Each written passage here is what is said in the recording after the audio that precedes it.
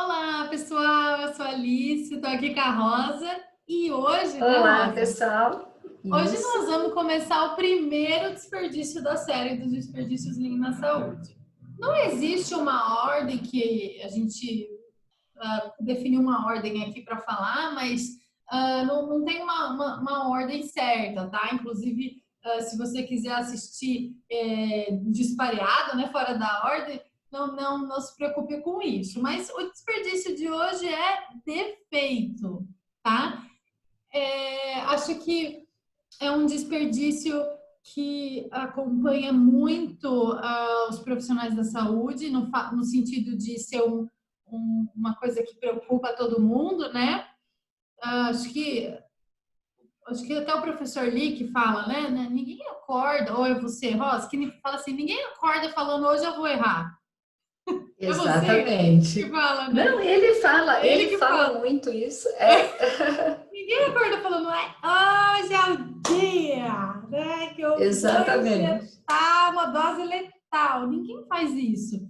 Né? A gente acorda querendo acertar, querendo fazer um bom trabalho, principalmente profissional da saúde, quer, né? A gente fala que a gente escolhe essa profissão por amor, porque a gente quer realmente fazer a diferença na vida das pessoas. Então, essa questão da saúde, né? Então, assim, a gente realmente se preocupa com isso, mas às vezes acaba não tendo muitas ferramentas, né, para conseguir impedir isso, mesmo para olhar para isso, né? Talvez Rosa domina mais o assunto do que eu, mas a questão da cultura da organização, né? Uma cultura de segurança que olha mais para o processo do que para a pessoa em si. Então, eu acho que isso tudo tem a ver. Mas, bem, antes da gente falar sobre isso, o que é, né, esse desperdício? Rosa, conta um pouquinho, o que é o defeito? Então,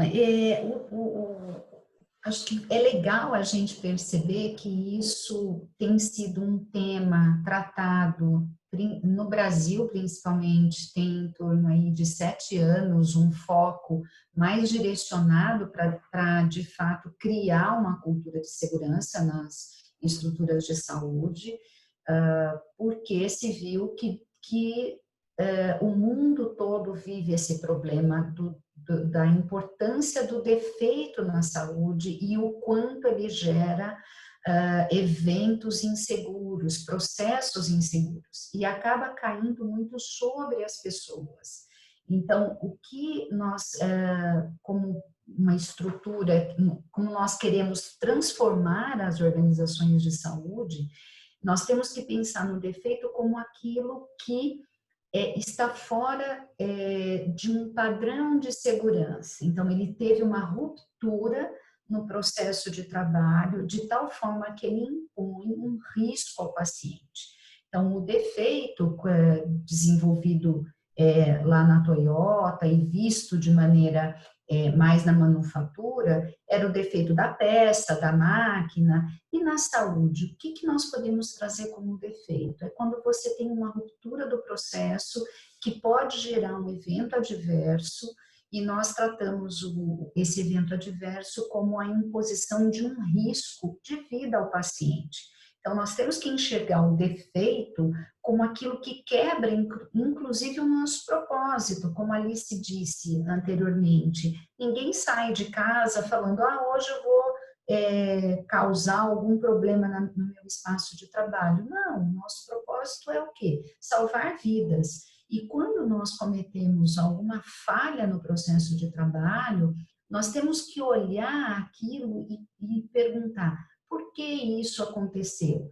E o que a transformação Lean e a identificação do defeito nos chama a atenção?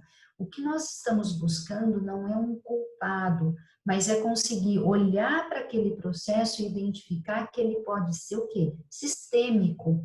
Então, quando nós pensamos no defeito, nós temos que resgatar o queijo suíço, o famoso quadro do queijo suíço. Um defeito, ele nunca tem uma única causa. Ele normalmente é multifatorial e ele, de fato, tem que ser olhado de forma sistêmica.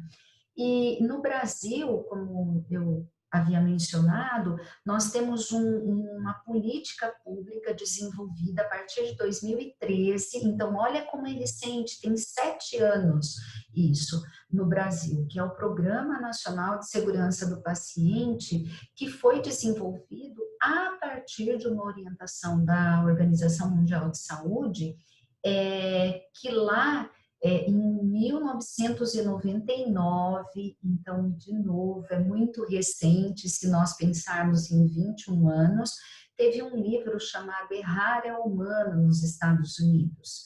E o que se buscou com esse livro? Não é atribuir a responsabilidade ao profissional, mas é reconhecer que o profissional pode falhar em algum momento do processo de trabalho.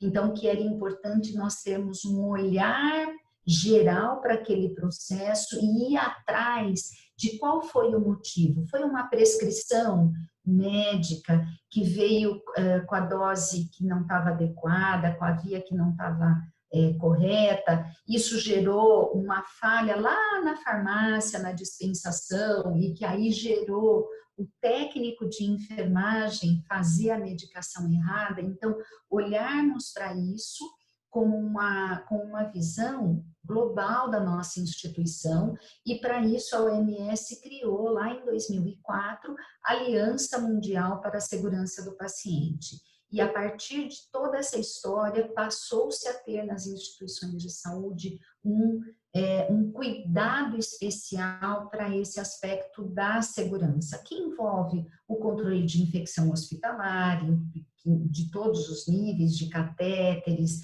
de dispositivos intravenosos. Então, o defeito na saúde, nós temos que perceber o quanto ele impõe o risco de vida para os nossos pacientes e, eventualmente, até um risco de vida para nós, quando nós também podemos nos expor a uma situação de contaminação. É isso que a Alice falou, esse vídeo é atemporal, mas nós estamos vivendo num momento de pandemia, então, de fato, quebrar um processo de trabalho que é desenvolvido para ser seguro pode ser, sim, um risco para o profissional e para o paciente. E tem, acho que a Rosa trouxe um aspecto importantíssimo do defeito, né? E tem um outro aspecto que é voltado mais ao fluxo do trabalho em si, aos processos, que é essa desconexão, né, Rosa? Isso acontece muito, principalmente por comunicação deficiente, por falha, né, na passada de um processo para o outro. E quando a gente vai mapear a jornada do paciente nas instituições, a gente vê muito isso. Assim, às vezes é uma prescrição que faltou uma assinatura, e aí o processo vai lá na frente, quando chega lá na farmácia tem que voltar. E às vezes o médico, quando o paciente volta, o médico já não está saindo para o almoço, aí ele tem que esperar o médico voltar. Então, assim, como esses problemas, né, que às vezes podem ser solucionados com algo muito simples, né? Um checklist, alguma coisa visual, alguma coisa que ajuda a gente a melhorar isso, ou mesmo só uma informação, né? A pessoa entendendo os requisitos para passar para a próxima etapa, você já melhora essa desconexão entre as etapas, né? E recentemente acompanhei um trabalho de defesa estava na banca, né, de uma defesa de dissertação de mestrado, e justamente era um mapeamento, né, que foi realizado dentro de um pronto-socorro, e a pesquisadora fez vários, né, acompanhou a jornada de vários pacientes, e numa dessas ela viu um problema desse. Então, o que aconteceu? O médico prescreveu tomografia, o paciente dentro, interno, né, nesse pronto-socorro. O paciente saiu, então, foi para a área de tomografia de exames, né, realizou a tomografia e voltou e ficou aguardando ser reavaliado. Quando, depois de 2 horas, um médico foi reavaliar, ela tinha feito a tomografia sem contraste. E ele queria com, mas ele não ticou na caixinha que queria com na hora de pedir o exame. E aí ela teve que refazer. só que ela tinha comido uma bolachinha, então teve que esperar, fora o risco e tal, e depois refez e voltou. Então, assim, olha o custo que isso nos gerou para a instituição.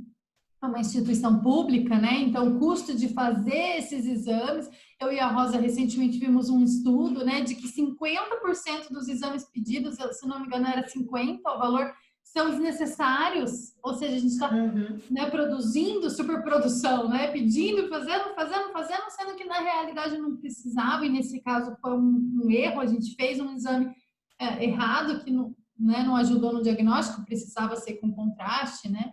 E fora a jornada do paciente, né? Então, são essas desconexões, essas falhas que a gente tem que olhar. E o Lean ajuda a gente a identificar isso e a colocar uma barreira, né, Rosa? Então, parar isso ali. A Rosa sempre conta a história e conta muito bem a história da família Toyoda, né, que tinha os teares e que um dos filhos, né, o mais velho ali, ele inventou um sistema que quando arrebentava o fio do tear, né, Rosa, parava a máquina, porque o que acontecia? A mãe, ela fazia, tecia, e aí lá na frente que via que o fio soltou e aí tinha que desmanchar tudo, né? E fazer de novo. Então, esse sistema que é chamado de Pokayoke, que é uma barreira ali, né? Um sistema que para a máquina, ela não pode continuar fazendo sem, né? Para não levar o defeito mais para frente, esse sistema que a gente tem que implementar nos processos de saúde, né? Então, colocar barreiras, e às vezes as pessoas são barreiras, às vezes é uma ferramenta virtual mesmo, um alerta virtual, um checklist, coisa simples, né? Um desenho que você faz ali, né? Você já indica aquilo, um trabalho padrão colado ali no consultório. Então, são coisas que colocam barreira para que esse erro, essa desconexão, essa falha não passe para frente, prejudicando tudo, né, Rosa? Porque um defeito desse aumenta o tempo de espera, aumenta o custo, aumenta a movimentação, aumenta o transporte, aumenta todos. Eu já dei spoiler aqui de alguns defeitos, de alguns desperdícios. Sim. Mas Mas eles são todos muito significativos quando a gente pensa na saúde, né? Porque é isso, o defeito, nós temos que ter o olhar para enxergá-lo, para poder colocar uma barreira.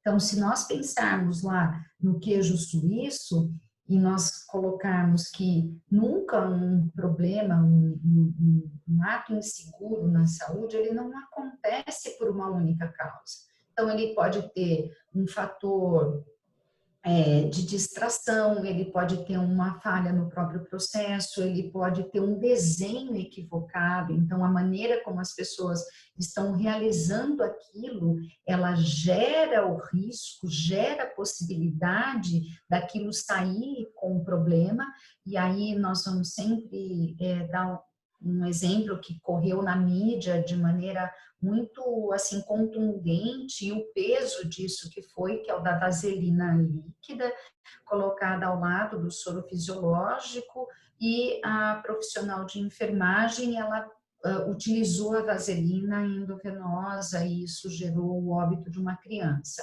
Então, percebam, o problema estava naquela profissional? Não, existia todo um processo por trás, em volta daquele ato, que pode ter gerado e culminado naquilo. Ela era a última barreira entre a prestação do cuidado e a criança. Então, se ela não interpelou, pode ter gerado aquilo. Mas era a o que última houve? fatia, né, do queijo. Ela era a última fatia, era o último buraquinho ali que alinhou. Por quê? Possivelmente ela devia estar, né, o que ficou provado depois, um número excessivo de crianças sob os cuidados dela, a vaselina estava colocada ao lado do soro fisiológico, mesma cor, no mesmo local, a mesma cor de embalagem, o mesmo tamanho, nada chamando atenção. Então, isso que a Alice falou, você coloca às vezes um alerta tem sido usado nesse processo todo de revisão da saúde para colocar barreiras para o evento adverso. O que nós temos feito, por exemplo, com os medicamentos potencialmente perigosos? Você coloca uma tarja amarela, né? Você tira os medicamentos potencialmente perigosos, por exemplo, cloreto de potássio, de estar junto com outras medicações. Ele fica num local separado, identificado com uma cor separada, e isso cria o quê?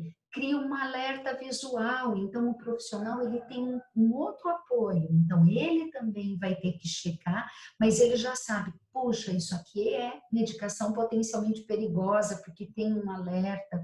Então, é colocar a barreira para o erro. E é nisso que nós queremos trabalhar realmente, assim, despertar em você para enxergar essas possibilidades de desenvolver isso, de identificar o defeito que possa existir e não trabalhar em cima como se fossem as pessoas que estivessem causando aquilo, mas o processo está desenhado de uma maneira a que aquilo acabe acontecendo em algum momento, né? Dá tempo de dar mais um exemplo? A gente teve, né, um dos nossos clientes, né, Rosa, a gente fez um mapeamento, né, do processo todo, da linha do cuidado cirúrgico, e ficou claro que tinha um problema evidente, né, que a gente identificou, e depois a gente foi descobrir nos fatos, né, indo para o Gemba, que é o lugar real, qual que era a raiz do problema. Mas tinha um tempo de interrupção enorme no atendimento de enfermagem e no atendimento médico, né? Então, assim, estava atendendo o paciente, batia na porta, interrompia. E isso ressaltou os olhos ao desenhar esse mapa, né?